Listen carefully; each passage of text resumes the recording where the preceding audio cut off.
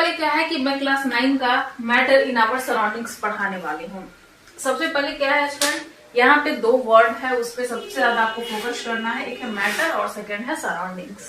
Okay student, surroundings होता क्या है, व्हाट इज सराउंडिंग्स? अगर आपसे पूछा जाए सराउंडिंग का मतलब आप क्या समझते हैं, तो सराउंडिंग का मतलब हम लोग समझते हैं जो हमारे अगल बगल में जो भी चीजें हैं हमारा सराउंडिंग्स होता है। ओके, अब क्या है स्टूडेंट्स कि अगर आपसे बोला जा रहा है कि सराउंडिंग्स, तो सराउंडिंग मीन्स ये नहीं होता है कि हमारे पड़ोस में कौन रह रहा है, हमारे बगल के पार्क कौन सा है, हमारे बगल के गार्डन कौन सा है, या फिर हमारे बगल में रिवर कौन सा है। नो, सराउंडिंग्स मतलब टोटल यूनिवर्स का एग्जाम्पल लिया जा रहा है स्टूडेंट। ओके, टोटल यूनिवर्स जो हमारा पूरा का पूरा यूनिवर्स है उससे सराउंडिंग्स बोला जा रहा है।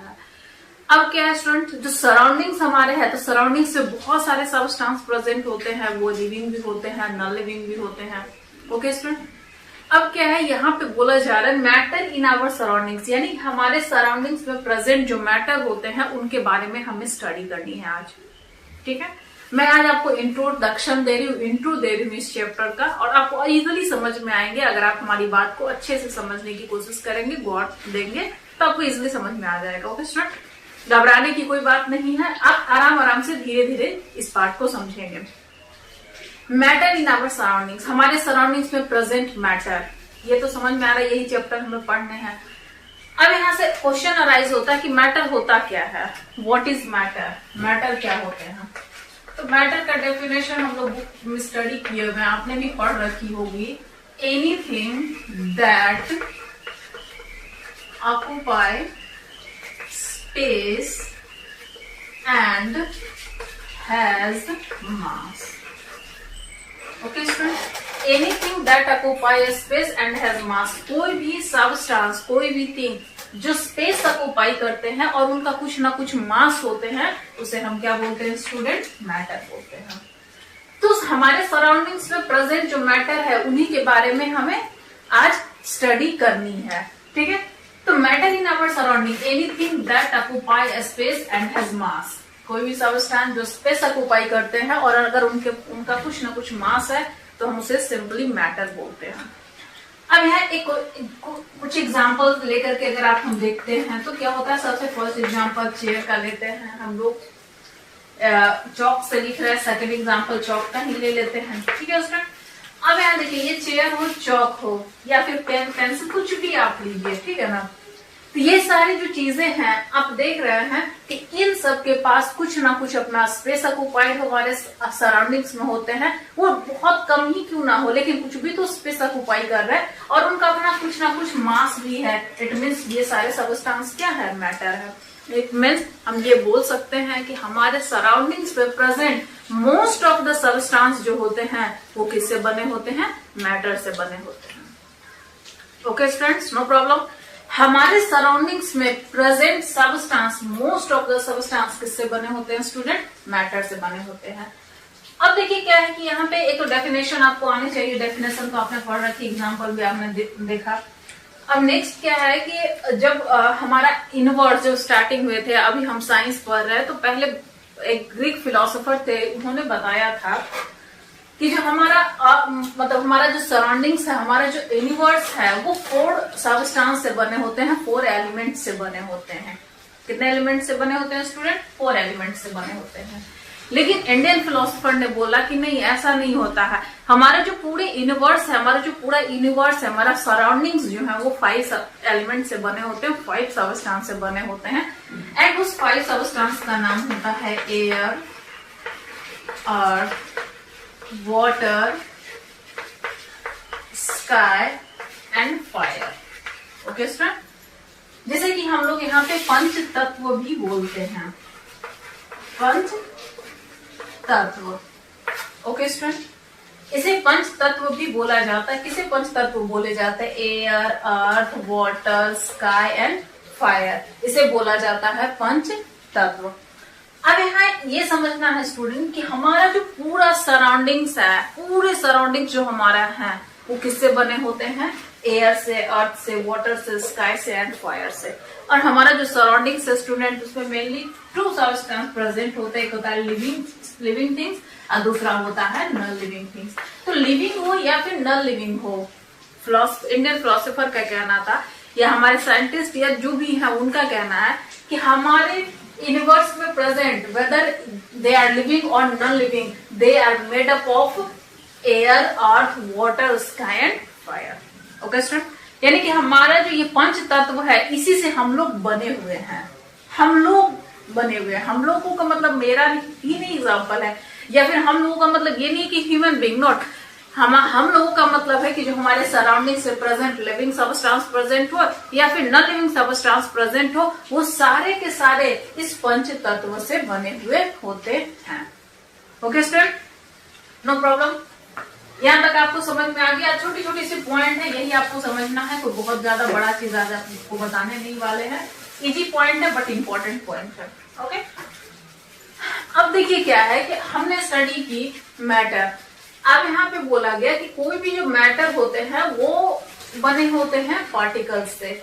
मैटर को मेनली हम जब क्लासिफाई किए, मैटर को जब हम फर्दर स्टडी किए, तो मैटर के 2 प्रॉपर्टी को हम लोगों ने स्टडी करी। सबसे जो फर्स्ट जो हमारा प्रॉपर्टी था वो था फिजिकल प्रॉपर्टीज ऑफ मैटर, और सेकंड था chemical nature of matter. First था physical nature of matter and second हमने स्टडी करनी है केमिकल नेचर ऑफ मैटर। लेकिन इस चैप्टर में और इस पार्ट में जो हमें स्टडी करनी है वो है स्टडी करनी है फिजिकल नेचर ऑफ मैटर को हमें स्टडी करनी है। Okay student, physical nature of matter यानी कि मैटर का जो फिजिकल नेचर है वही हमें स्टडी करनी है। तो फिजिकल नेचर ऑफ मैटर में जो हमारा फर्स्ट पॉइंट है वो यही है, matter is made up of small particles. Matter is made up of small particles. Matter जो होते हैं स्टूडेंट वो स्मॉल पार्टिकल्स से बने होते हैं, स्मॉल पार्टिकल्स से बने हुए होते हैं।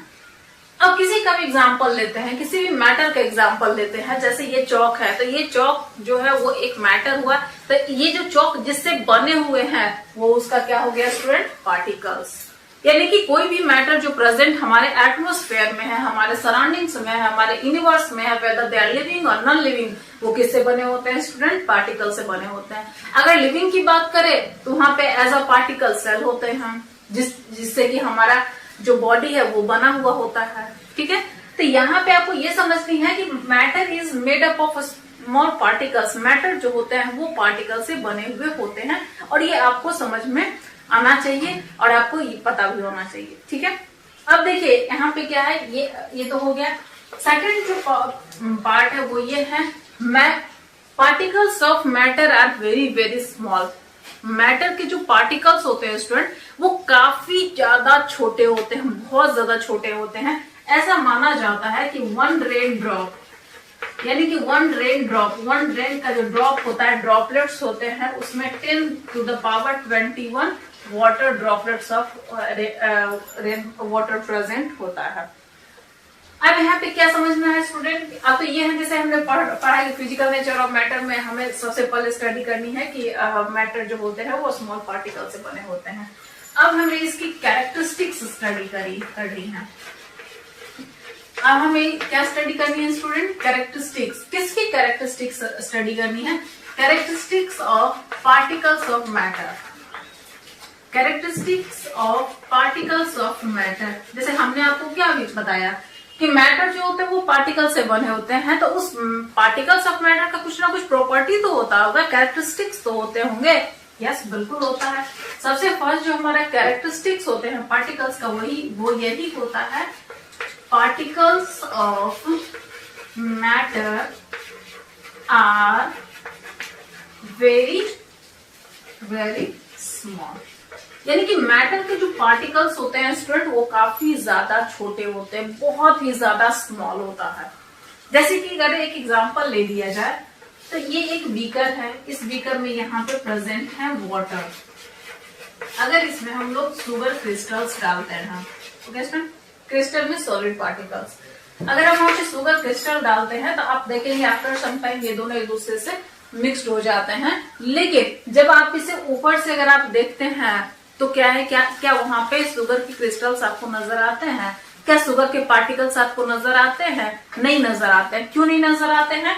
क्योंकि वाटर में डालने से पहले जो शुगर होता है वो क्रिस्टल के फॉर्म में होते हैं, यानी कि सॉलिड के फॉर्म में बड़े बड़े उसके साइज होते हैं। लेकिन जैसे हम उसे वाटर में डालते हैं तो शुगर का जो क्रिस्टल होता है उसमें जो उसके प्रेजेंट पार्टिकल्स होते हैं वो ब्रेक हो जाता है, टूट जाते हैं, और वो क्या करते हैं कि वाटर के पार्टिकल्स के साथ में मिक्स्ड हो जाते हैं। इसलिए जब हम उसे एज अ नेकेड आई से देखते हैं तो क्या है, इजिली हम यहाँ पे ऑब्जर्व नहीं कर सकते हैं कि वाटर के अंदर में शुगर प्रेजेंट है। और ऐसा नहीं है स्टूडेंट कि वहां पे देखेंगे कि नेकेड आई से ही, अगर आप माइक्रोस्कोप से देखते हैं तो इजिली ये विजिबल नहीं होता है। ओके स्टूडेंट, आप यहाँ पे शुगर के जगह पे आप सॉल्ट भी यूज कर सकते हैं। अगर आप चाहे तो आप ये एक्सपेरिमेंट घर में भी कर सकते हैं। अगर आप एक ग्लास लेते हैं उसमें अगर आप चीनी या नमक मिला देते हैं, जब चीनी या नमक अगर आप मिलाएंगे तो वहां पे इजिली आपको ये नहीं दिखेगा कि क्या उसमें चीनी और नमक प्रेजेंट है, तब तक वो नहीं दिखेंगे जब तक उसमें वो जो प्रेजेंट उसमें जो पार्टिकल्स होते हैं उनका स्पेस कंप्लीटली फुलफिल ना हो जाए। ओके स्टूडेंट, नेक्स्ट एक और एग्जांपल लेते हैं। आपने सब पढ़ रखी होगी KMnO4, जिसे हम की पोटेशियम पर मैग्नेट बोलते हैं। क्या बोलते हैं स्टूडेंट? पोटेशियम पर मैग्नेट। पोटेशियम पर मैग्नेट हम लोग वो बोलते हैं KMnO4 को। और पोटेशियम पर मैग्नेट का कलर कैसा होता है स्टूडेंट? पर्पल होता है। ओके, नो प्रॉब्लम यहाँ तक। अब क्या है स्टूडेंट, यहाँ पे 6 बीकर लेते हैं। 1 2 3 4 5 6 बीकर ले लिए। ओके स्टूडेंट,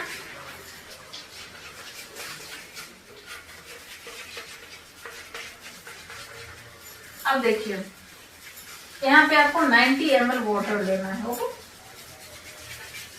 यहाँ भी लेने हैं 90 ml, यहाँ भी लेना है 90 ml, यानी कि हर एक बीकर में अमाउंट ऑफ वाटर क्या होना चाहिए स्टूडेंट? सेम होनी चाहिए।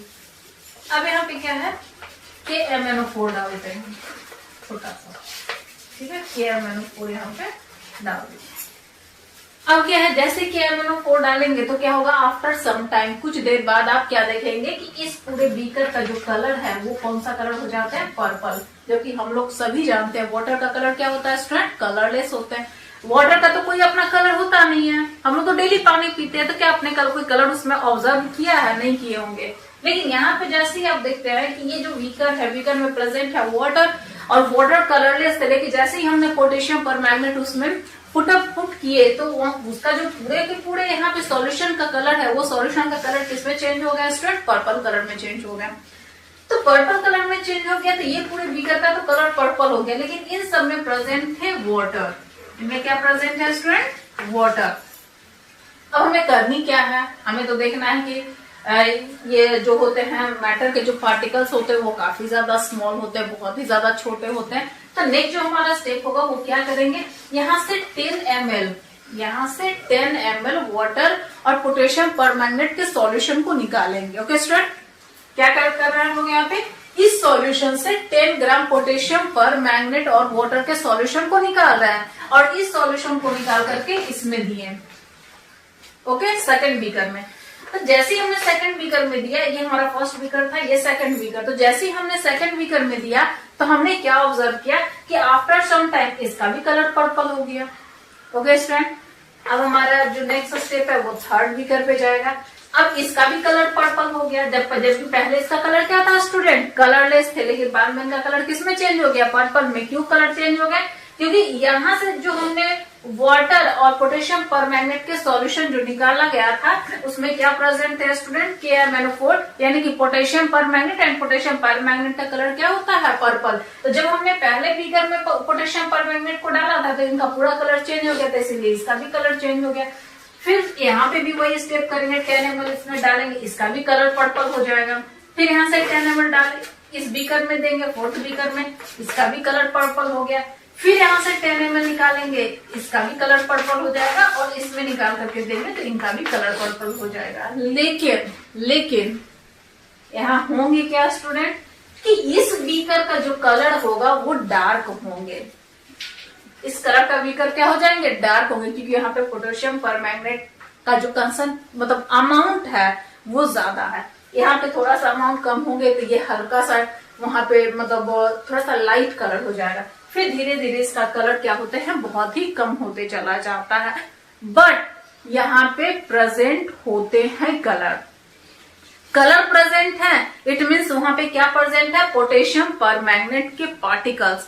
अब आप समझ सकते हैं कि छोटा सा मैंने यहाँ पे एक टुकड़ा पोटेशियम परमैंगनेट का डाला तो उन्होंने इतने सारे बीकर को कलर्ड कर दिए। इट मीन्स क्या हुआ कि जो मैटर के जो पार्टिकल्स होते हैं स्टूडेंट वो काफी ज्यादा स्मॉल होते हैं, इवन हम इजिली माइक्रोस्कोप से भी उसे ऑब्जर्व नहीं कर सकते। हम ये देख सकते हैं कि ये एक मैटर है और ये पार्टिकल से बने हुए हैं, लेकिन अगर कोई कहे कि इसका एक पार्टिकल हमें दिखाई दे तो ये काफी ज्यादा डिफिकल्ट होता है। ओके स्टूडेंट, तो आई होप ये बहुत इजी पार्ट था, इसमें कोई बहुत ज्यादा कुछ है नहीं, इजिली आपको समझ में आ गया होगा। और यहाँ से क्वेश्चंस क्या राइज होते हैं, सबसे मोस्ट इंपॉर्टेंट पार्ट यही है। और क्वेश्चन ये राइज होता है कि right the characteristics of particles of matter. तो सबसे फर्स्ट हमारा कैरेक्टरिस्टिक्स क्या हो जाएंगे स्टूडेंट कि मैटर के जो पार्टिकल्स होते हैं वो बहुत बहुत बहुत ज्यादा छोटे होते हैं, यानी the particles of matter are very very small. अगर आपसे एग्जाम्पल पूछा जाए तो solution of KMnO4 with water, और अगर एक्सप्लेनेशन अगर आपसे पूछा जाए पूरे बीकर बना करके और आप उसे एक्सप्लेन कर सकते हैं। ओके स्टूडेंट, अब क्या है कि हम लोग अब नेक्स्ट पॉइंट की तरफ बढ़ रहे हैं। इजी सा पॉइंट है बेटा, आप लोग आराम से धीरे धीरे आप इसे समझिएगा और इसको कोशिश कीजिएगा कि आपको हर एक पॉइंट इजीली समझ में आ जाए। अब जो हम नेक्स्ट पॉइंट जो हम स्टडी करने वाले हैं वो ये है particles of matter. Particles of matter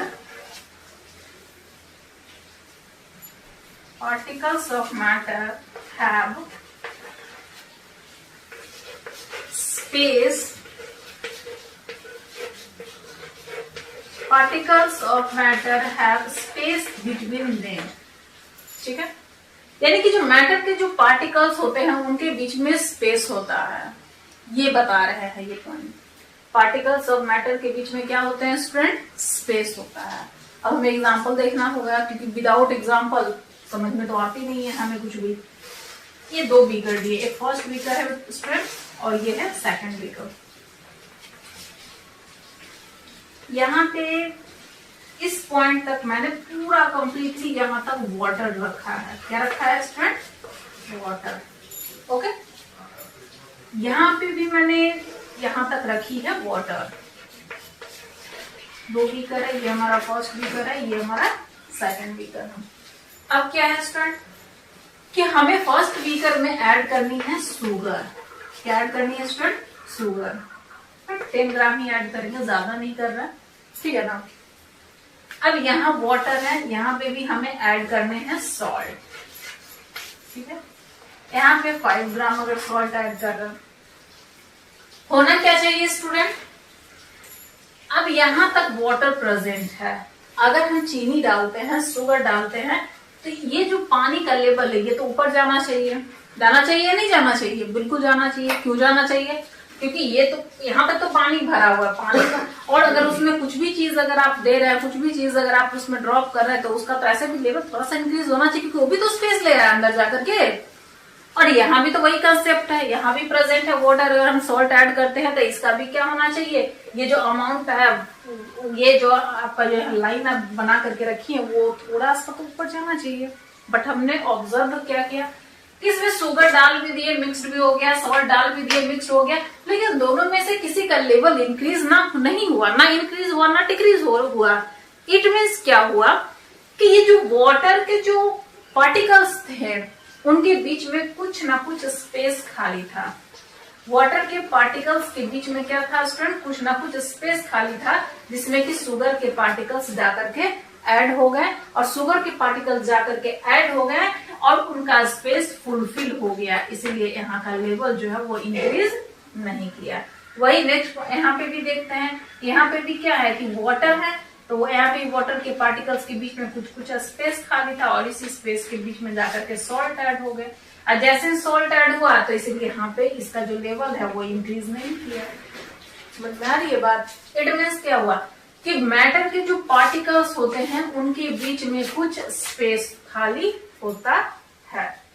okay, matter के जो पार्टिकल्स होते हैं उनके बीच में क्या होता है स्टूडेंट, स्पेस होते हैं। तो विद एग्जांपल आप उसे वहां पे इजिली समझा सकते हैं कि जो मैटर के जो पार्टिकल्स होते हैं उनके बीच में स्पेस खाली होते हैं, और इसीलिए वहां पे क्या होता है कि जब चीनी या फिर नमक जब पानी में डालते हैं तो उसका जो कंसंट्रेट अमाउंट जो है वो इंक्रीज नहीं करता है। चलिए ये पॉइंट तो आपको समझ में आ गया। अब हमें थर्ड पॉइंट स्टडी करनी है। थर्ड पॉइंट हमारा क्या है, पार्टिकल्स ऑफ मैटर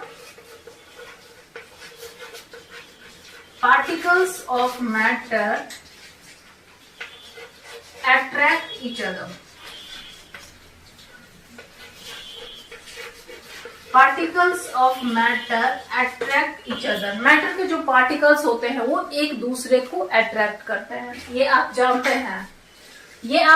हैं, भले आपको समझ में नहीं आती होगी, वो एक अलग matter. Particles of matter attract each other. Matter के जितने भी पार्टिकल्स होते हैं वो पार्टिकल्स एक दूसरे को अट्रैक्ट करता है तभी तो वो सारे पार्टिकल्स एक दूसरे से बॉन्डेड होते हैं। अब यहाँ पे एक एग्जांपल लिया जा रहा है। एक बोला गया कि एक आप आयरन ले लीजिए और दूसरा आप चॉक ले लीजिए, ठीक है, ये भी सॉलिड है, ये भी सॉलिड है, दोनों सॉलिड है। अब क्या है कि जब आप तोड़ते हैं किसी हथौड़े को ले और आप इस आयरन पे मारे और चॉक पे मारे तो क्या है, चॉक इजिली ब्रेक हो जाता है, जबकि ये जो आयरन के जो आयरन है, यहाँ एक मैटर है, ये भी मैटर है, तो आयरन जल्दी ब्रेक नहीं होता। इट मीन्स क्या हुआ कि आयरन के जो पार्टिकल्स हैं वो एक दूसरे से काफी ज्यादा अट्रैक्टेड होते हैं, अटैच्ड होते हैं, ठीक है ना। तो पार्टिकल्स ऑफ मैटर जो होता है वो एक दूसरे से अट्रैक्टेड होते हैं, अट्रैक्ट होता है एक दूसरे से एक दूसरे से काफी ज्यादा कॉम्पैक्टली अटैच्ड होते हैं। जैसे कि एग्जांपल अगर हम ले लें, एक सॉलिड, लिक्विड एंड गैसेस। ये जो सॉलिड है, सॉलिड के पार्टिकल्स जो होते हैं वो एक दूसरे से ज्यादा अट्रैक्शन रखते हैं, इसीलिए हम यहाँ पे क्या बोलते हैं कि सॉलिड में जो इंटरमॉलिक्यूलर फोर्स ऑफ अट्रैक्शन जो होता है वो काफी ज्यादा होता है। Intermolecular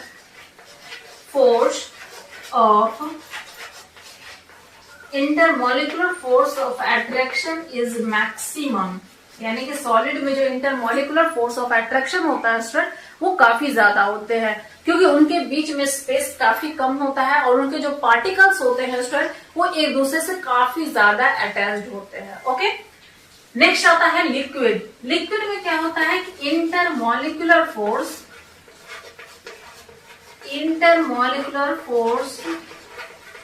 of attraction is medium, यानी कि सॉलिड से थोड़ा कम होता है लेकिन गैसेस से ज्यादा होते हैं इसमें इंटरमॉलिक्यूलर फोर्स ऑफ अट्रैक्शन। लेकिन अट्रैक्ट तो यहां भी कर रहे हैं स्टूडेंट, यानी कि मैटर के जितने भी पार्टिकल्स होता है, वेदर वो सॉलिड हो, लिक्विड हो, गैस हो, सब में वहां पे अट्रैक्शन दिखता है और होता भी है। ओके, और गैसेस का जो इंटरमॉलिक्यूलर फोर्स ऑफ अट्रैक्शन होते हैं वो काफी लो होता है। Intermolecular force of attraction is very weak, बहुत ही कमजोर होता है, बट होता है। समझ में आ रही है स्टूडेंट, बहुत ही कमजोर होते हैं बट होता तो है। वही तो मैंने आपको समझाना है कि यहाँ पे मैं क्या आपको बता रही हूँ कि particles of matter attract each other. Matter के जो पार्टिकल्स होते हैं वो एक दूसरे को अट्रैक्ट करते हैं। तो अब कोई ज्यादा अट्रैक्ट कर रहा है, कोई कम अट्रैक्ट कर रहा है, वो उनकी प्रॉपर्टी पे डिपेंड करता है स्टूडेंट। कुछ ऐसे मैटर होंगे जो ज्यादा अट्रैक्ट करेगा, कुछ ऐसे मैटर होंगे जो कम अट्रैक्ट करेगा, ठीक है।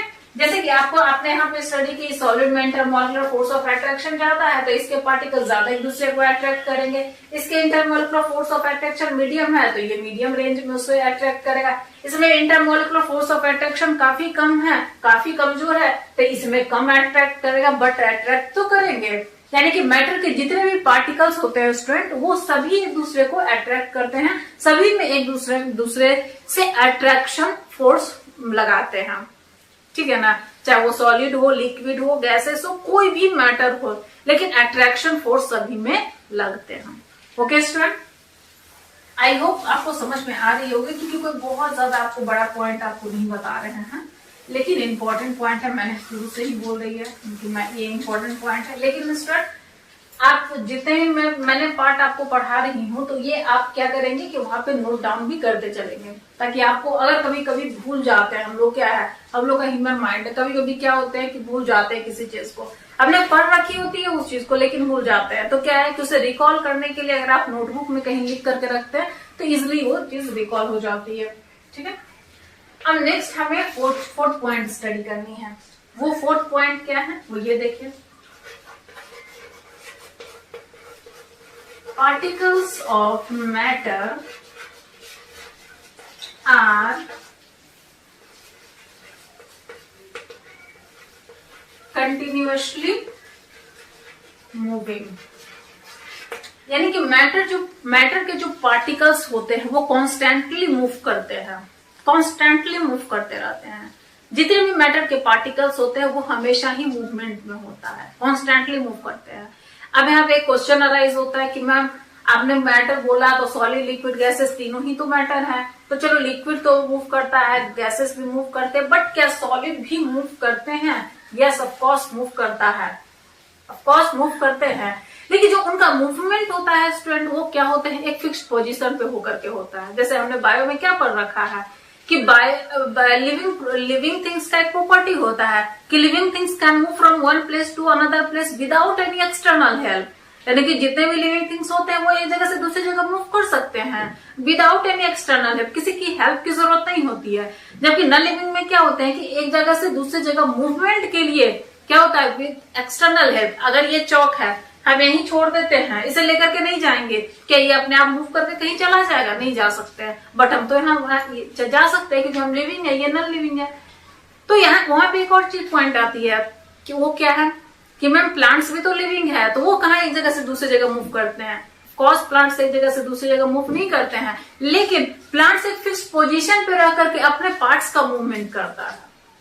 पढ़े होंगे आप बायो में कि प्लांट्स भी एक लिविंग है, वो भी अपने बॉडी पार्ट्स का मूवमेंट करते हैं but in a fixed position. वही यहाँ पे कंसेप्ट आता है कि सॉलिड लिक्विड गैसेस तीनों मैटर हैं, अब तीनों के पार्टिकल्स मूव करते हैं। अब जिसमें स्पेस ज्यादा होगा उसके पार्टिकल्स ज्यादा मूव करेंगे, जिनमें स्पेस कम है वो कम मूव करेगा। इसी तरह सॉलिड के भी पार्टिकल्स मूव करते हैं लेकिन वो फिक्स्ड पोजीशन में होकर के वाइब्रेट करता है, मूवमेंट उनमें भी होता है लेकिन लेस होता है। समझ में आ रही है बात? ये चीज आपको यहाँ से ध्यान रखना है। मैटर के जो पार्टिकल्स होते हैं वो कंटिन्यूअसली मूव करते रहते हैं, कंटिन्यूअसली मूविंग में रहते हैं हम, ठीक है ना। कंटिन्यूअसली किस में रहते हैं? मूवमेंट में रहते हैं। आपके एनसीईआरटी का एग्जांपल ले रहे हैं तो वो एनसीईआरटी में एक एग्जांपल दिया गया है कि मान लीजिए ये एक छोटा सा जार बीकर टाइप का लिया गया है, ठीक है, और ये यहाँ पे इस तरह से है, ठीक है। यहाँ छोटे छोटे से इसमें पोर्स बने हुए हैं, पोर्स बने हुए, छेद बने हुए हैं। नीचे में हमने ब्रोमीन वेपर को लिया है। किसे लिया है स्टूडेंट? ब्रोमीन वेपर को, ठीक है। यहाँ प्रेजेंट है एयर। क्या प्रेजेंट है स्टूडेंट? एयर, ठीक है ना। एयर का कलर क्या होता है? कलरलेस होते हैं, उनका तो कोई अपना कलर होता नहीं है। लेकिन ब्रोमीन वेपर का जो कलर होते हैं स्टूडेंट वो होता है रेड ब्राउन कलर। कौन सा कलर होता है student? Red brown colour. After some time देखेंगे कि पहले तो इस आधा जार का कलर ही रेड ब्राउन था, लेकिन आफ्टर सम टाइम क्या देखेंगे, इस पूरे के पूरे जार का कलर जो है वो कौन सा कलर हो गया? रेड ब्राउन कलर हो गया। इट मीन्स यहाँ पे क्या हुआ कि ब्रोमीन वेपर के पार्टिकल्स और एयर के पार्टिकल्स एक दूसरे से क्या किए जाकर के मिक्स हो गया। अब यहाँ पे एक प्रोसेस आ रहा है, उस प्रोसेस को हम क्या बोलते हैं student? Diffusion, intermixing of substance on its own. यानी कि दो सबस्टेंस या दो से ज्यादा सबस्टेंस अगर अपने आप मिक्स हो रहे हैं तो हम उसे क्या बोलते हैं वहां पर? डिफ्यूजन, ठीक है ना। तो यहाँ पे क्या रहा है? Particles of matter are continuously moving. Matter के जो पार्टिकल्स होते हैं स्टूडेंट वो कंटिन्यूअसली मूविंग करते हैं, हमेशा मूवमेंट में होती है। तो मूवमेंट में होता है तो जब दो सबस्टेंस एक दूसरे से या दो से ज्यादा सबस्टेंस अब एक दूसरे से अपने आप मिक्स हो रहे होते हैं, अपने आप मिक्स हो जाते हैं, तो उसी प्रोसेस को क्या बोला जाता है स्टूडेंट? डिफ्यूजन। फोर्थ आप ये पॉइंट याद रखिएगा और एग्जाम्पल भी याद रखेंगे, और ऐसे बहुत सारे एग्जाम्पल जो आपको रिमेम्बर रखना है, अभी आपको समझाते हैं, इजिली आप रिमेम्बर रख सकते हैं, कोई प्रॉब्लम नहीं है, ठीक है ना। सबसे पहले हम यहाँ पे लिखेंगे डिफ्यूजन होता क्या है। अभी मैंने आपको एक प्रोसेस बताया, क्या प्रोसेस बताया था? डिफ्यूजन। तो डिफ्यूजन होता क्या है? What is diffusion? तो डिफ्यूजन में मैंने क्या आपको बोला?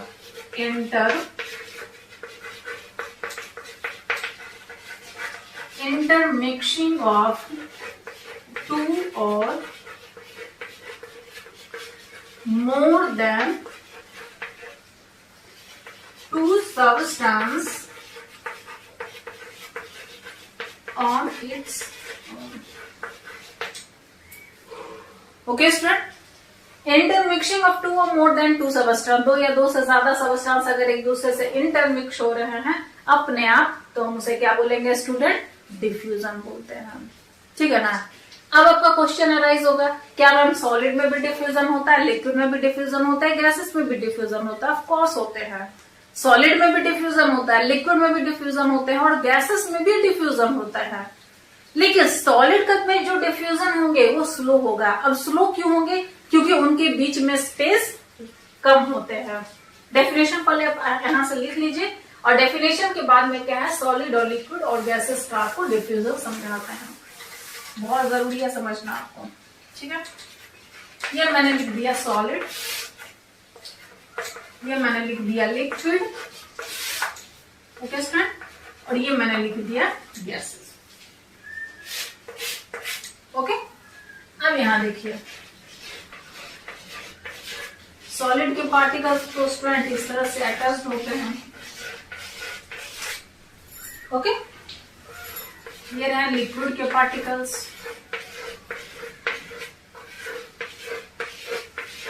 ओके, और ये रहे आपके गैसेस के पार्टिकल्स। ठीक है ना? अब यहां आप देखिए ये दो पार्टिकल्स हैं, दो पार्टिकल जितने भी पार्टिकल्स हैं इनके बीच में क्या स्पेस है? नहीं है, स्पेस काफी कम है। अब स्पेस कम है, फोर्स ज्यादा है, इसका फोर्स भी ज्यादा है। यहाँ पे फोर्स क्या है? ज्यादा है, स्पेस क्या है? कम है। यहाँ पे क्या है?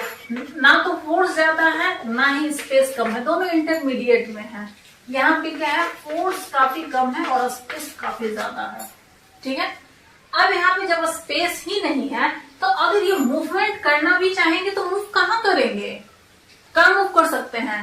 तो वो क्या करते हैं कि जब एक दूसरे को जब ये पुश करते हैं, चाहे प्रेशर उस पर पड़ता है, तो क्या है ये अपने जगह पे ही रह करके ऐसे ऐसे हिलते रहते हैं, वाइब्रेट करते रहते हैं, लेकिन इनका मूवमेंट बहुत ज्यादा नहीं हो पाता है। ठीक है, सेकंड में देखते हैं इनके बीच में कुछ ना कुछ स्पेस तो है, फोर्स भी कम है, स्पेस भी है, फोर्स भी कम है, तो यहाँ पे क्या हो जाएगा कि इसके जो पार्टिकल्स होंगे उनका मूवमेंट थोड़ा ज्यादा होता है इन कंपैरिजन टू सॉलिड। अब गैसेस में क्या है? इनमें फोर्स काफी कम होते हैं लेकिन स्पेस काफी ज्यादा होता है, तो वो रैंडमली यहाँ से वहां, वहां से वहां कहीं भी मूव कर सकते हैं। समझ में आ रही है मेरी बात? इट मीन्स क्या हुआ कि सॉलिड में जो डिफ्यूजन होगा वो स्लो होंगे।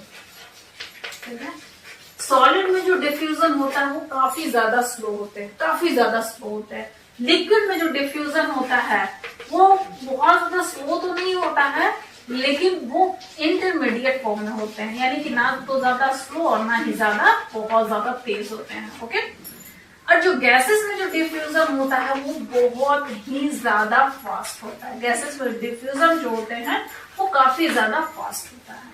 ठीक है स्टूडेंट, अब एग्जाम्पल समझते हैं।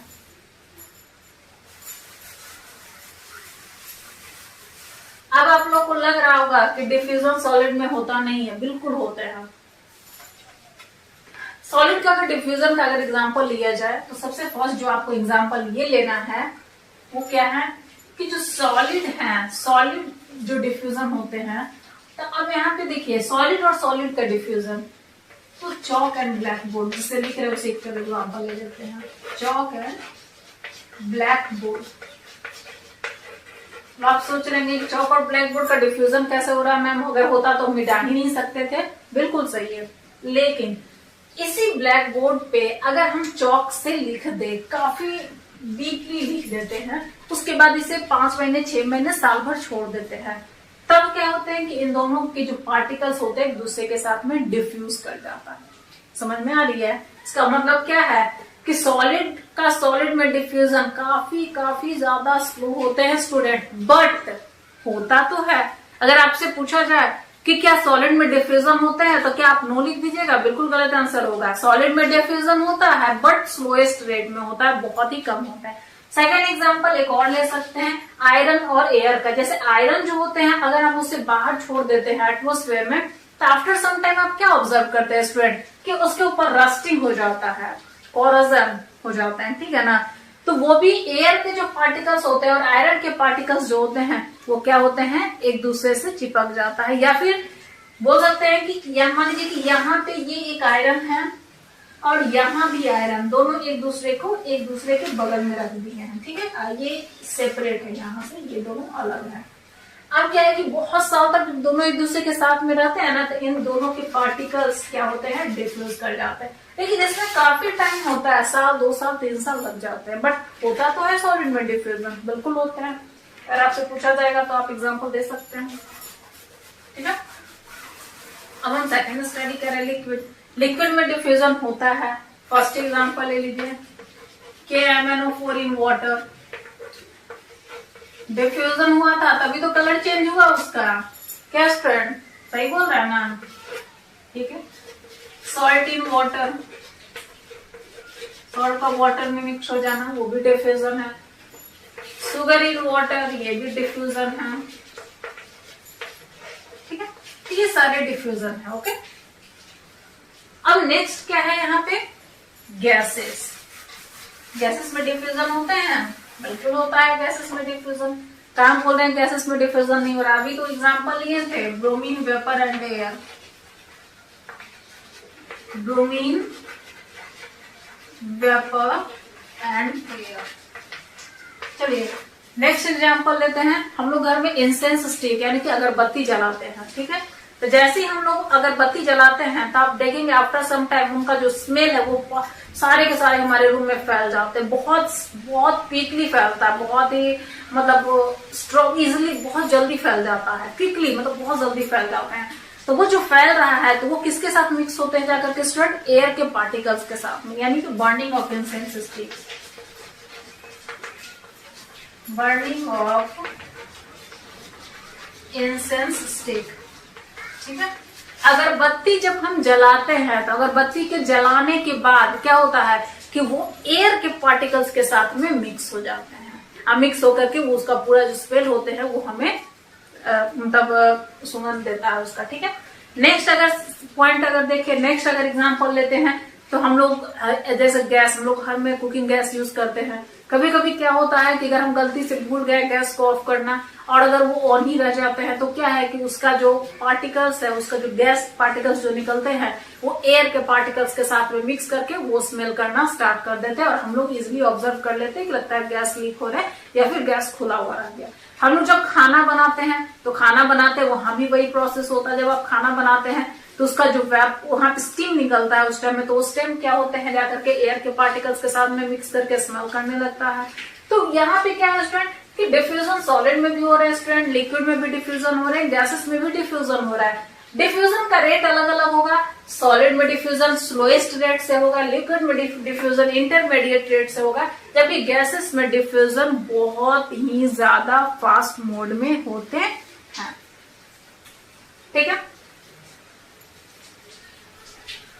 अब देखिए क्या है स्टूडेंट कि यहाँ पे एक पॉइंट आपको समझना है, वो क्या है, परफ्यूम का भी आप एग्जांपल दे सकते हैं कि परफ्यूम जो लोग लगाते हैं उसका स्मेल भी देते हैं।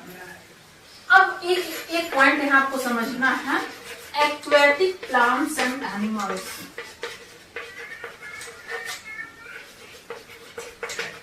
पानी के अंदर जो प्लांट्स और एनिमल्स रहते हैं उसे भी जैसे प्लांट्स को रेस्पिरेशन करने के लिए या खुद को सरवाइव करने के लिए ऑक्सीजन का प्रेजेंस बहुत इंपॉर्टेंट होते हैं। अब प्लांट्स को सरवाइव करने के लिए वहां पे CO2 यानी कि कार्बन डाइऑक्साइड लेंगे तभी तो वो फोटोसिंथेसिस कर पाएंगे। अब फोटोसिंथेसिस करेंगे तभी तो वो अपना फूड फॉर्मेशन कर पाएंगे और तो वो सरवाइव करेंगे। तो क्या है कि देखिए वाटर में जो प्रेजेंट कार्बन डाइऑक्साइड और जो ऑक्सीजन होते हैं वो डिफ्यूज करते हैं वाटर मॉलिक्यूल्स के साथ में और वहां पर डिफ्यूजन हो करके और क्या होता है वहां पे एक्वेटिक प्लांट्स और एनिमल्स O2 और O2 लेते हैं और उसके बाद सर्वाइव करते हैं। तो यहाँ से क्वेश्चन क्या अराइज होता है, वो ये होते हैं, यहाँ से मोस्टली ऐसे एग्जाम्पल पूछा जाता है कि एक ऐसा एग्जाम्पल बताइए जिसमें गैसेस सॉलिड लिक्विड में डिजॉल्व होते हैं। Give one example of diffusion in which gases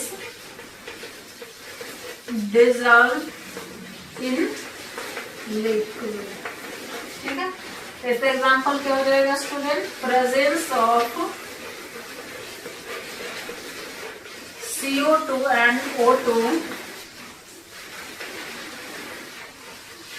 in water। फिर उसके बाद तो आप खुद ही समझ जाएंगे, ठीक है ना, for the survival of plants and animals. ठीक है, तो ये यहाँ से पॉइंट आप याद रखेंगे। तो डिफ्यूजन आपको आई होप अच्छे से समझ में आ गया होगा, उसमें कोई परेशानी नहीं होगी। लेकिन एक छोटा सा पॉइंट आया है ब्रोनियन मोशन। क्या पॉइंट आया है स्टूडेंट? Brownian motion. ठीक है, तो ब्रोनियन मोशन क्या होते हैं? ब्रोनियन मोशन होता क्या है? तो ब्रोनियन मोशन में होते हैं मिक्सिंग ऑफ टू सबस्टांस, यानी कि दो या दो से ज्यादा सबस्टांस के मिक्स होने को ही ब्रोनियन मोशन बोलते हैं, but in a zig zag manner. जैसे कि डिफ्यूजन में बोला जाता है कि डिफ्यूजन में भी इंटर मिक्सिंग ऑफ सबस्टांस होते हैं, but from higher concentration to lower concentration. बात मेरी समझ में आ रही है? डिफ्यूजन में भी दो या दो से ज्यादा सबस्टांस मिक्स नहीं होते हैं, but from higher concentration to lower concentration. But Brownian motion में जो मूवमेंट होते हैं वो होते हैं movement of particles in a zig zag manner. समझ में आ रहा है? यहाँ पे भी क्या होते हैं? मिक्सिंग ऑफ टू और more than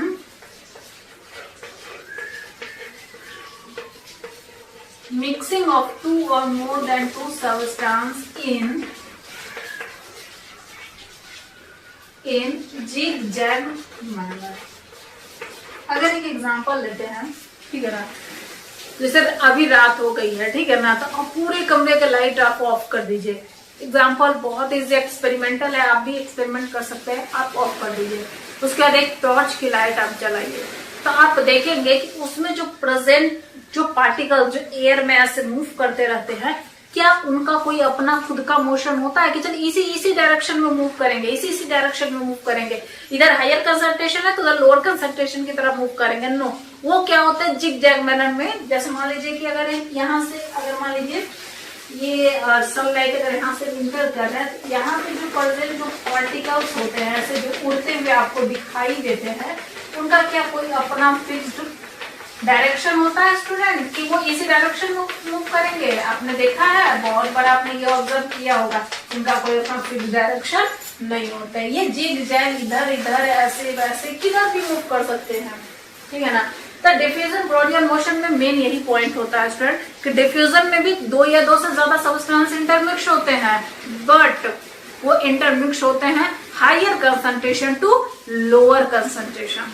समझ में आ रही है? From higher concentration to lower concentration. But Brownian motion में जो मूवमेंट ऑफ पार्टिकल्स होते हैं वो इन जिग जैग मैनर। तो एग्जाम्पल अगर पूछा जाएगा कि ब्रोनियन मोशन का एग्जाम्पल दीजिए, तो आप दे सकते हैं rays of sunlight, rays of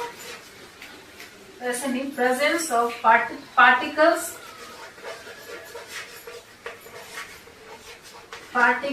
in rays of। दूसरा एक और एग्जांपल आपको दिया गया है movement of pollen grains in water. ये दोनों एग्जांपल आप यहाँ पे याद रख सकते हैं ब्रोनियन मोशन का। आप इसे नोट डाउन भी कर सकते हैं, ठीक है सर। तो अब क्या है कि आज जो मैंने पार्ट आपको पढ़ाया ये बहुत इजी पार्ट था, बहुत इंपॉर्टेंट भी पार्ट था, और आज मैं बस इतना ही आपको बताऊंगी, क्योंकि इसका जो नेक्स्ट पार्ट है स्टूडेंट वो है सॉलिड स्टेट्स ऑफ मैटर का क्लासिफिकेशन, स्टेट ऑफ मैटर को कितने पार्ट में क्लासिफाई किया गया है और उसके क्या क्या टाइप्स होते हैं और उसका डिफरेंसेस क्या होते हैं, कैसे हम उसे पढ़ सकते हैं। तो यहाँ पे जो आज मैंने आपको पढ़ाया उसका समरी ये मैंने आपको आज पढ़ाया था स्टूडेंट। फर्स्टली मैंने ये बताया था कि मैटर जो होते हैं वो हमारे सराउंडिंग्स में प्रेजेंट होते हैं और जो हमारा सराउंडिंग्स है वो पंच तत्व से बने होते हैं। किसे तत्व से बने होते हैं स्टूडेंट? पंच तत्व, air, water, sky, fire and earth. Okay student, नहीं जो मैंने आपको बताया मैटर क्या होते हैं, तो मैटर तो मैंने कोई भी स्पेस ऑक्युपाई करा मास है, यानी कि हमारे अगल बगल में जो भी चीजें मोस्ट ऑफ द प्रेजेंट है वो मैटर है। ठीक है, मैटर पार्टिकल से बने होते हैं, बिल्कुल पार्टिकल से बने होते हैं। अब पार्टिकल्स के मैटर के जो पार्टिकल्स है उनका नेचर क्या क्या होते हैं, तो फर्स्ट क्या था, बहुत ही स्मॉल होते हैं। Particles of matter are very very small, बहुत छोटा होता है, बहुत छोटे होते हैं।